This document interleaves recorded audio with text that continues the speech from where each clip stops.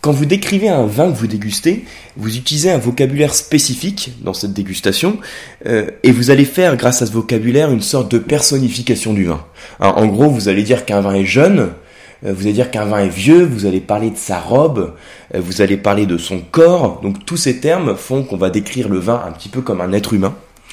Et il y a beaucoup de termes qu'on utilise dans la description du vin qui sont pas des termes qui sont très précis. Alors, je vais vous donner un exemple, par exemple, d'un terme précis. Si je dis qu'un vin est acide, un vin acide, vous savez ce que c'est un vin donc qui va vous faire saliver, vous allez ressentir quelque chose un petit peu comme du jus de citron, donc une acidité sur les côtés de la langue. Donc ça, c'est une sensation qui est clairement mesurable et qu'on peut facilement définir. Si je vous dis qu'un vin est sucré, c'est pareil. Donc la sensation de sucre, c'est une saveur qui est bien définie. Vous allez constater une salivation qui est assez grasse, exactement comme si vous preniez du sucre. Donc ça, c'est quelque chose qui est très facilement mesurable. Pareil, si je décris le visuel d'un vin en disant un vin qui est rouge foncé, qui a une robe foncée, une robe pâle, c'est quelque chose qui est très clair à décrire, à comprendre et à mesurer. Mais il existe aussi plusieurs mots de vocabulaire qu'on utilise et qui font référence à quelque chose qui n'est pas forcément bien défini et bien précis.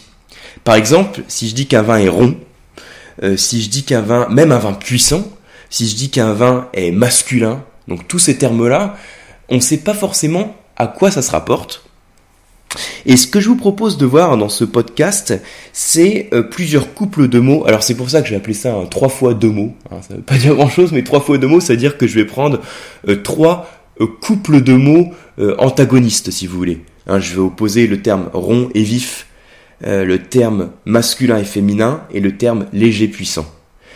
Alors, ces termes que j'utilise, ce que je vous propose de faire, en fait, c'est prendre chacun de ces termes et vous les définir en termes de sensations qui sont clairement mesurables, que vous allez tout de suite comprendre.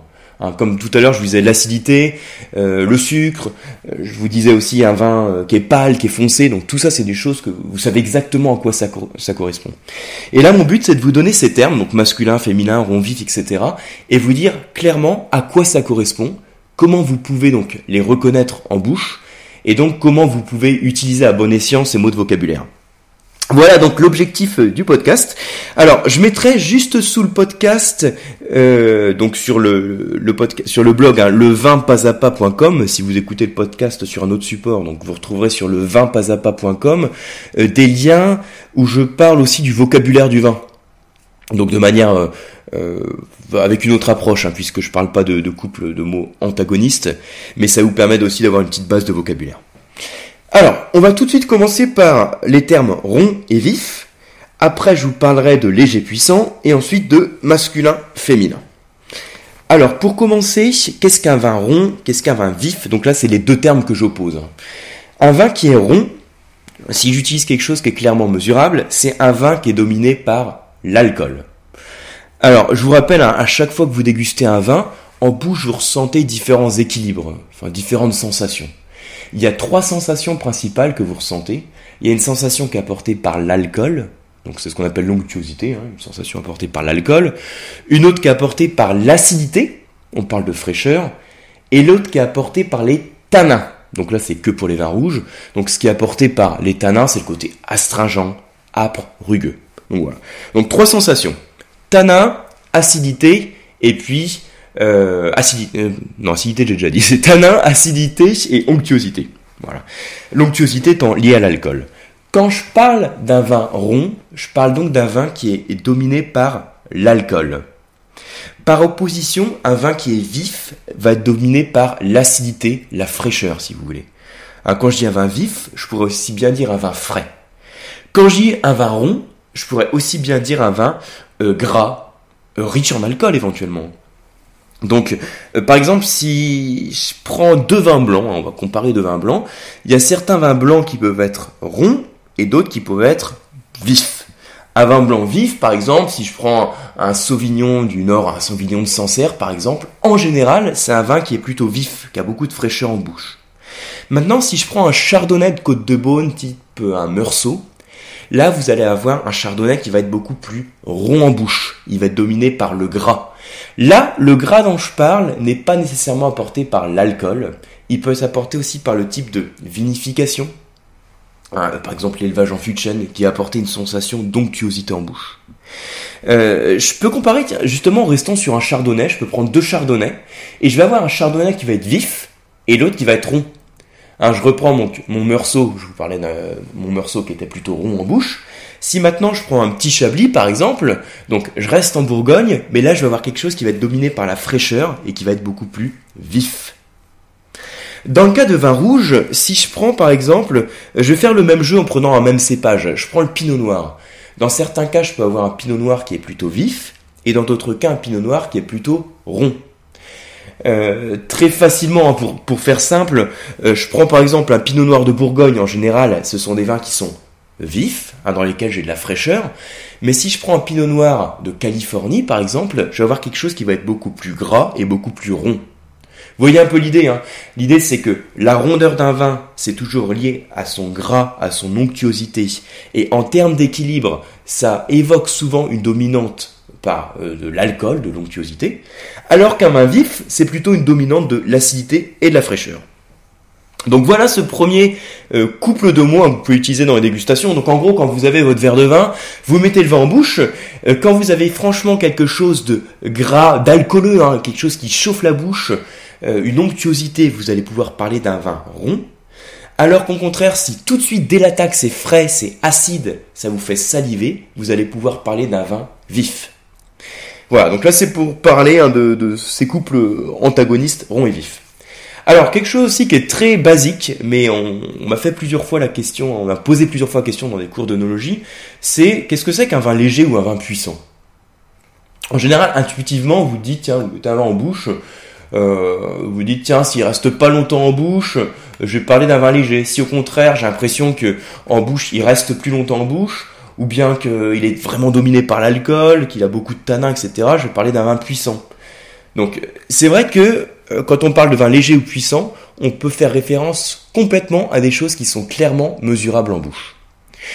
Alors, quand on parle d'un vin léger ou puissant, on fait référence à ce qu'on appelle le corps du vin. Le corps du vin, ce qui participe au corps du vin, à sa puissance, ça va être 3 éléments. D'une part, le niveau d'alcool, d'autre part, le niveau de tanin, donc là ce sera pour un vin rouge, hein, et d'autre part, la concentration en arôme. Donc alcool, tanin, concentration en arôme. Ça veut dire que si j'ai un vin qui a un niveau d'alcool important, hein, qui est bien présent en bouche, qui a beaucoup de gras, ce sera un vin qui sera plutôt sur la catégorie des vins déjà puissants. Si j'ai un vin, hein, pareil, qui a plutôt un niveau de tanin qui est bien présent, structuré, tannique, âpre, on sera là aussi sur la catégorie des vins puissants, charpentés. Si c'est un vin qui est concentré en arômes, c'est-à-dire que les arômes restent longtemps en bouche, vous allez les percevoir donc au nez, mais aussi en rétro-olfaction, donc en bouche. Là, on va aussi être sur la catégorie plutôt des vins puissants. Vous voyez que quand on parle de vin puissant, on fait référence à 3 choses, hein, donc qui participent au corps du vin et à sa puissance, c'est l'alcool, les tanins et la concentration en arômes. Et ça veut dire que je peux avoir 2 vins d'une même appellation. Donc je parlais de Sancerre tout à l'heure, hein, je peux avoir un Sancerre que je veux dire léger et un autre que je veux dire puissant. Hein. On peut vraiment imaginer qu'on va utiliser pour un même vin de cette appellation, enfin de vignerons différents, peut-être 2 millésimes différents, mais pour cette même appellation, on va utiliser le terme léger ou puissant.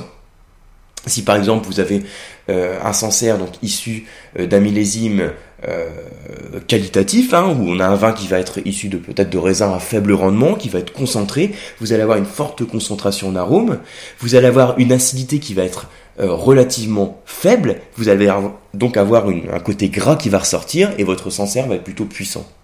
Alors que par opposition, je peux avoir un millésime plus compliqué ou des rendements plus importants, avoir un Sancerre plus sur l'acidité avec des arômes moins concentrés et qui va être plutôt léger. Voilà l'opposition léger-puissant. Donc c'est assez basique, hein, cette opposition léger-puissant, mais vous voyez que c'est clairement mesurable. On fait référence à des termes qui sont clairement mesurables et que vous pouvez utiliser systématiquement dans les dégustations. Alors, autre couple de mots dont je voulais parler, c'est donc le couple masculin-féminin. Parfois on dit en dégustation, tiens, ce vin est plutôt masculin, ce vin est plutôt féminin, donc c'est partie des termes qu'on peut utiliser un peu comme ça, hein, qui a priori veulent pas dire grand chose, mais quand même, masculin-féminin, on fait référence à là aussi des dominantes qui sont clairement mesurables dans la dégustation. En règle générale, un vin masculin va être plutôt puissant, si je fais le lien avec ce que j'ai vu tout à l'heure, alors qu'un vin féminin va être plutôt léger. Là, je fais le lien avec le couple dont j'ai parlé tout à l'heure, léger-puissant. Pour aller un peu plus loin, je vais dire qu'un vin masculin va être plutôt tannique, charpenté, alors qu'un vin féminin va être plutôt souple, voire vif. Souvenez-vous du terme vif dont je vous ai parlé au début. Donc, alors clairement, on dit parfois en dégustation, le profil type d'un vin de Bordeaux, c'est plutôt un vin masculin, parce qu'il est charpenté, il a des tanins qui sont bien marqués, apportés par exemple par le Cabernet Sauvignon, alors qu'un Bourgogne, même en restant sur les vins rouges, sur les Pinots Noirs de Bourgogne, on va avoir quelque chose qui est plus fin, parce que le Pinot Noir apporte moins de tanins, donc il est moins âpre, moins astringent, donc plus fin, peut-être plus acide, aussi plus souple, plus délicat. Donc là, c'est l'opposition qu'on fait entre masculin et féminin. Alors, vous voyez que ça fait pas forcément référence au vin que les hommes ou les femmes vont préférer. Moi, j'ai fait mes sondages dans les cours d'œnologie. Je peux vous dire que les hommes ne préfèrent pas forcément les vins dits masculins et les femmes ne préfèrent pas forcément les vins dits féminins. Alors, par contre, il y a quelques décennies, c'était peut-être plus le cas dans le sens où il y a quelques décennies, c'était les hommes buvaient beaucoup de vin et les femmes buvaient très peu de vin. Et quand on boit très peu de vin et qu'on n'est pas habitué à cette structure, à cette acidité, à cette structure tannique, on va préférer spontanément des vins qui vont être plus souples, plus légers, voire avec un petit peu de sucre résiduel, donc des vins plus faciles à boire. Et d'ailleurs, en parlant de cette construction des associations qu'on fait entre les hommes et les femmes dans la consommation du vin, j'avais vu une étude qui était faite autour des nouvelles de Simon, donc sur les nouvelles de Maigret, où on voyait le type de consommation qui était faite par les hommes ou les femmes dans les nouvelles de Maigret. Et on constatait donc déjà que les hommes buvaient et les femmes buvaient pas. Et sur toutes les nouvelles, il y avait 3 hommes qui buvaient pas. Donc 3 hommes anormaux qui buvaient pas. Et sur les 3 hommes anormaux qui buvaient pas, il y en avait 2 qui étaient des meurtriers. Voilà. Et par contre, donc, les femmes ne buvaient pas. Et sur les 4 femmes anormales qui buvaient de l'alcool, qui consommaient de l'alcool, il y en avait 2 qui étaient alcooliques et fortunés, et puis une qui était une prostituée, à laquelle Maigret payait un verre pour récolter des informations sur un crime. Voilà. Donc ça en dit long sur le traitement différent qu'on peut avoir, enfin en tout cas qu'on pouvait avoir entre les hommes et les femmes en termes de consommation d'alcool. Les hommes qui consommaient de l'alcool, c'était normal et c'était sain, c'était bien, et les femmes qui consommaient de l'alcool, c'était pas bien, et rarement associé à une image positive de la femme. Voilà. Donc heureusement, les choses ont quand même un peu changé, donc faut être positif, on vit quand même dans une belle époque. Et peut-être à part quelques hygiénistes qui seront pas forcément d'accord avec ce que je dis en général, boire du vin, si c'est fait de manière raisonnable et dans une optique de dégustation, ça reste un des grands plaisirs de la vie. Heureusement qu'il n'y a pas de censure sur ce podcast. Voilà. En tout cas, je vous dis à très bientôt pour un prochain podcast ou sur le blog sur le vin pas à pas. À bientôt.